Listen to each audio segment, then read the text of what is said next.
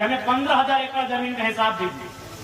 हमारे बाप दादाओं ने आपको 15,000 एकड़ जमीन दिया है, आपने मात्र 3,000 एकड़ में काम किया है, बाकी में हम लैला मजनू के लिए पार्क बनाने जमीन नहीं दिए हैं। हम वो बात कहने आए हैं जो बात कहने से अर्जुन मुंडा, सुदेश महतो, बाबूलाल मरांडी और हेमंत सोरेन की हालत खराब हो जाती है। हम गांधी को मानते हैं, गांधी के आदर्शों को मानते हैं, लेकिन गांधी को हर चीज को नहीं। मेरी उम्र 29 साल है, कोई कहेगा कि एक गाने मारेंगे तो हार देंगे, भैया नहीं होगा। आपको मेरी बातें लग रही कि नहीं लड़का भड़का रहा है, कोई नहीं भड़का रहे हैं। 77 में मारे गए शक्तिनाथ महतो, 87 में मारे गए निर्मल दास, 7 में मारे गए सुनील, मार तो रहे ही है। क्या हम कुछ नहीं भड़का रहे हैं, असलियत बता रहे हैं। आपको गर्दन चोटा चोटा के मारिए रहा है। कौन दुनिया में है आप? 77 में कोयला माफियाओं ने मारा, उसमें टाटा का रोल था, टाटा के जीएम का। आज हम खड़े होकर 1000 बार बोले हैं, टाटा सिद्वा में भी टाटा है। टाटा के जीएम ने पैसा दिया था मारने के लिए। 77 में शहीद शक्तिनाथ महतो को मारा गया, गदनदना के गोली मारा गया। 87 आपको मालूम है निर्मल दास, क्या कारण था? झारखंड का तो मटर था ही, सुवर्ण रेखा नदी बहुउद्देशीय परियोजना, कंपनी का रोल वहां भी था। सुनील महतो को मारा गया, उसमें भी बहुत सारे लोगों ने नया नया तर्क दिया। ठीक है, आप खारिज नहीं कर सकते हैं, लेकिन आपको यह भी मानना होगा कि सुनील दा 1 सप्ताह के अंदर केंद्र में कोयला मंत्री बनते। तो अगर कोयला मंत्री बनते तो फ्रंट में 1 नंबर माफिया लोग करता कि नहीं करता? हल्के में मत लीजिए। गुरु जी जेल में थे, जेएमएम के सबसे बड़े लीडर होते सुनील महतो, शायद सीएम का फेस भी होते, मुख्यमंत्री का फेस होते सुनील महतो। गुरु जी जेल में थे, मुख्यमंत्री का फेस होते सुनील महतो। आसान नहीं है इस मौत को समझना। 77 में मारे गए, 87 में भी मारे गए और 2007 में भी मारे गए, 27 में भी मारे जाएंगे। आपका मौत रुका नहीं है। आपको जो कह रहा है ना कि लड़का भड़का रहा है, वो अपना रोटी सेक रहा है, हम असलियत बता रहे हैं। 2027 में मारे जाओगे और 47 में मारे जाओगे। लिख लो 27 में मारे जाओगे, 47 में मारे जाओगे। लेकिन अब अगर मारे जाते हो, आंसू मत बहाना, काउंटर करना। अगर काउंटर करने का हिम्मत है तो तैयार रहना। अब अगर मारे जाओगे तो काउंटर करना। अब अगर मारे जाओगे तो बेईमानों के साथ, शैतानों के साथ, कोयला माफिया, भू माफिया, बालू माफिया, पानी माफिया, उन लोगों का काउंटर करना।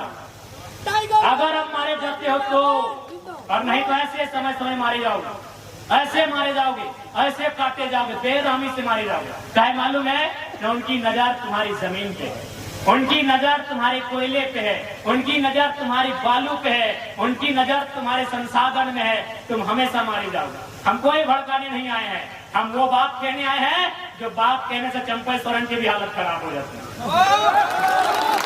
हम वो बात कहने आए हैं जो बात कहने से अर्जुन मुंडा, सुदेश महतो, बाबूलाल मरांडी और हेमंत सोरेन की हालत खराब हो जाती है। कौन मांगा है टाटा से हिसाब? हम टाटा से हिसाब मांगने आए हैं कि हमें 15,000 एकड़ जमीन का हिसाब दीजिए। हमारे बाप दादाओं ने आपको 15,000 एकड़ जमीन दिया है, आपने मात्र 3,000 एकड़ में काम किया है, बाकी में हम लैला मजनू के लिए पार्क बनाने जमीन नहीं दिए हैं। हमने रियल एस्टेट को बेचने के लिए जमीन नहीं दिया है। हमने बांग्लादेश से आए लोगों को और गैर झारखंडियों को बसाने के लिए जमीन नहीं दिया है। हमने कारखाना खोलने के लिए दिया है। पूरे 15,000 एकड़ में काम कीजिए और उस काम का दाम झारखंडी को दे। कौन सवाल करेगा? करेंगे चंपा जी, कीजिए सदन में सवाल। देखते हैं, गए विद्युत जी संसद भवन गए, कीजिए सवाल। जोबा मांझी संसद गई है, जोबा जी करे सवाल, सुदेश जी करे सवाल, हेमंत जी करे सवाल। हम आपके सवाल को लेकर आए हैं, वो सवाल जो 70 सालों से दफन हो गई थी, उस सवाल को लेकर आए हैं। कोई गलत नहीं हमारा सवाल, कोई गलत नहीं हमारा सवाल। हमने रियल एस्टेट बेचने के लिए जमीन नहीं दिया। बीएसएल बोकारो 33,000 एकड़ जमीन, चारों तरफ खटाल तो भरने के लिए हमने जमीन दिया है क्या? सिंदरी, एफसीआई, पूरा मैदान खाली है। कम से कम 3-4 किलोमीटर तक लंबा मैदान खाली है। जहां हम लोग अधिवेशन किए तब देखेंगे मैदान को, किसका है? झारखंड के लोगों का है। 52 गांव, लगभग 52 गांव उजड़े हैं सिंदरी में, उनका जमीन है। तो कहे नहीं सवाल होगा, आपकी हैसियत जितना थी उतना जमीन रखिए, नहीं तो वापस कीजिए। कभी हम मानेंगे ये किसानों का देश है, कभी मानेंगे ये महात्मा गांधी का देश है, कभी मानेंगे भगत सिंह का देश है, और नहीं तो चिक चिक के कहेंगे ये विलियम सॉरी ये जनरल डायर का देश है, ये चैंपलिन ना चार्लिन क्या बोलते हैं उनका देश है। जब आप गांधी के विचारों को मानेंगे तो हम क्यों मानेंगे? केवल आप कंपनी की बात करते हैं। आप हंसते हो जंगल उजाड़ दिए, हजारों आदिवासी को वहां से विस्थापित कर दिए। आज भी जनरल डायर जिंदा है। आज भी जनरल डायर इन हवाओं में, इन वादियों में, सत्ता में भी जिंदा है। जनरल डायर सत्ता में जिंदा है। आप उधम सिंह कब बन रहे हैं, ये तैयारी आपकी है। अच्छा, अभी एक मेडलिस्ट हमारी बहाल हो गई। क्या लगता है इसमें राजनीति नहीं है? मैं ये इस विषय पे हम बात नहीं कर रहे हैं। या तो सोना जीतती या तो रजत जीतती। और किनको तकलीफ थी? जो सत्ता में बैठे हैं। क्यों? कुछ दिन पहले वो सत्ता से पिट के गई है, उसका जोरदार नाम होता है। एक एंगल आप इसको तराशिए, वहां पे 1% ही तराशिए, लेकिन इस एंगल को तराशना होगा आपको कि जो 4 को उठा के एक दिन में पटकती है और फाइनल के दिन ड्रॉप आउट हो जाती है। मजाक नहीं है मेरे साथ में। एक आप दक्षिण भारत में फिल्म देखे होंगे, एक मिस यूनिवर्स का कंपटीशन था। जो लड़की जीतने वाली थी उसको बोले हरा दो, उसका जो गुंडा था वो उसको हराइए, उसको हरा दिया गया। तो ये ओलंपिक में भी और खेल में भी सब कुछ हो सकता है। ज्यादा नहीं कहेंगे, आपको थोड़ा सा एंगल तराशना हो, क्योंकि वो इस देश से पिट के गई थी, इस देश की सड़कों से घिसट के गई थी। और अगर वो ओलंपिक से मेडल लेके आती तो वो बादशाह बन गया। और ये शायद कुछ लोगों को मंजूर नहीं था। अब वो कौन लोग हैं आपको पता नहीं।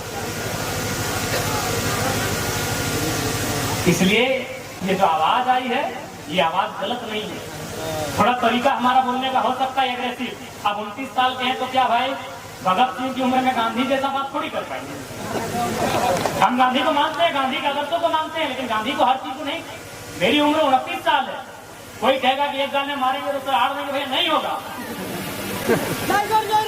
हम गांधी के विचारों को मानते हैं, लेकिन 100% जिस उम्र में है शायद संभव नहीं है।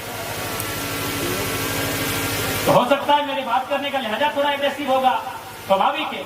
जिस उम्र में होगा ही, हम भी दादाजी की उम्र में आ जाएंगे तो हम भी प्यार से बात करेंगे, हम भी नॉर्मल बात करेंगे।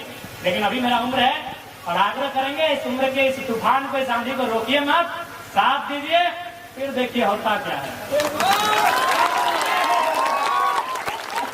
क्या होता हो तो दिखा है ना। बन्ना गुप्ता अनीता दीदी का जमीन हड़प रहा था ना, कौन मान नहीं मानना है।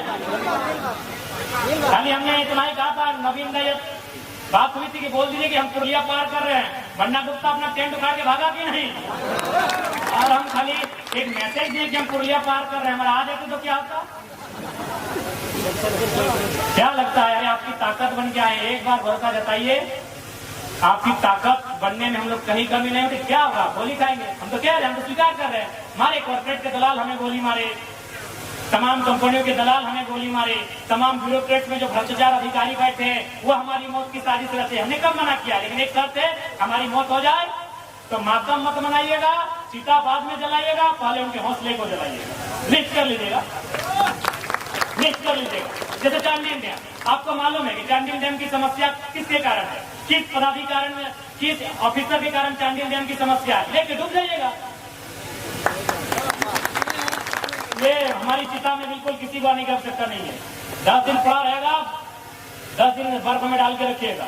1 महीना बदबू मारेगा हमारी बॉडी से, मारने दीजिएगा। हमारा बॉडी सड़ जाए, सड़ने दीजिएगा। लेकिन सच में अगर गुस्सा लगे तो उनके हौसले को जला के जाइएगा, चिता जला। नहीं तो आप मारे जाएगा। हम नहीं कह रहे, जो भी आपकी आवाज उठाए, हम रहे, चाहे जयंती मुंडा रहे, चाहे कोई रहे, तरुण महतो रहे, गोपेश महतो रहे, चेतन महतो रहे, या कोई रहे, अनिता हेम्ब्रम रहे, सोनामणि टुड्डू दीदी रहे, सविता दीदी रहे, कोई रहे, जो आपके हक के लिए लड़ रहा है, अगर उसके साथ रतिलाल महतो जैसी वारदात दोहराई जाती है तो याद रखिएगा, चिता बाद में जलाइएगा, पहले उनके हौसले को जलाइएगा, क्योंकि ऐसा अवसर बार बार नहीं आएगा। कोई नहीं, मजबूरी में ये बातें आज हमें कहनी पड़ रही, क्योंकि सीधी अंगुली से घी निकलता हुआ नहीं दिख रहा है।